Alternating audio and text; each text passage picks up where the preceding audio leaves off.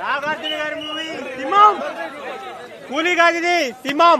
Simon character Simon, Nagarjuna గారి character Simon.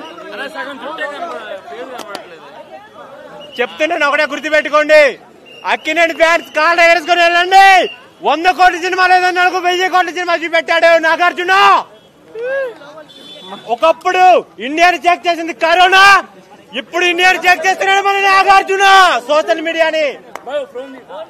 Akhil and చైతన్యకి retirement ఉంటదేమో, నాగార్జునకి retirement ఉండదు. నాగార్జున ఎప్పటికీ బ్రోనే. అమలా గారు మీకు దండం పెడుతున్నాను, ఎప్పటికైనా నాగార్జున గారు వయసు బయట పెట్టండి, లేకపోతే మన్మధుడిని తన్నుకెళ్లిపోతారు అమ్మాయిలు. ఆయన యాక్టింగ్, స్వాగ్, స్టైల్ అసలు మెంటల్ మాస్. నాకు ఫ్రాన్స్ బ్రో చంచి ఇచ్చి పడేశాడు నాగార్జున మాత్రం. ఒకటే చెప్తున్నాను, గుర్తు పెట్టుకోండి, ఇండియాకి ఒకటే కింగ్, అది నాగార్జున.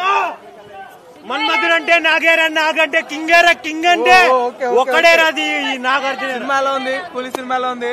లోకేష్ కనగరాజ్ అంటేనే హిట్ మూవీ, బ్లాక్ బాస్టర్. తమిళోళ్ళకి ఫస్ట్ 1000 crores మూవీ. కూలీ చూసి వచ్చానండి. యా, మల్టిపుల్ సూపర్ స్టార్స్ ఉన్నారు దీంట్లో. ఆమిర్ ఖాన్ గారు, Nagarjuna, obviously Rajinikanth biggest super star. Cinema చూస్తే మాత్రం కొంచెం డిసప్పాయింట్మెంట్ అనే అనుకోవచ్చు. ఇది నార్మల్ చెప్పట్లేదు, ఎవరు చూసినా అనొచ్చు. ఎందుకంటే లోకేష్ గారు, ఆయన మీద ఉన్న ఎక్స్పెక్టేషన్ కానీ, రజనీ గారి స్టార్డమ్ కానీ అవన్నీ చూసిన తర్వాత ఓ పెద్ద స్టోరీ ఉంటది, చాలా బ్యాక్ డ్రాప్ ఉంటది. ఇప్పుడు విక్రమ్ చూసాం కదా, అందులో ఆ విక్రమ్ సినిమాని ఎలా తీసుకెళ్లారు, ఆ స్టోరీ అంతా. ఇందులోకి వచ్చేసరికి స్టార్ క్యాస్ట్ ఉన్నారు.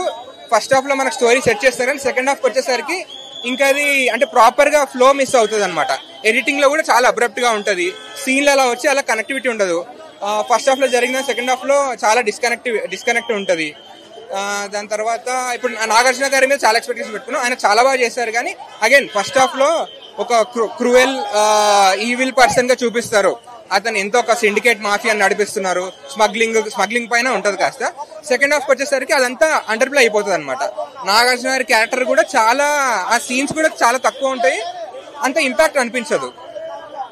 రజనీ గారు ఆబ్వియస్లీ ఆయన పవర్ఫుల్ రోల్, అది బాగా చేస్తారు, కానీ ఇది అండర్ ప్లే అవుతుంది అనమాట. అలానే సెకండ్ హాఫ్ వచ్చేసరికి ఇంకో డల్ మూమెంట్ ఏంటంటే ఉపేంద్ర గారి కోసం వెయిట్ చేస్తుంటారు, ఇంకా ఆయన క్యారెక్టర్ వస్తుంది. ఆయన క్యారెక్టర్ వస్తుంది కానీ ఆయన ఎందుకున్నారు, ఆయన బ్యాక్ స్టోరీ ఏంటి అంతా కూడా ఏముండదు.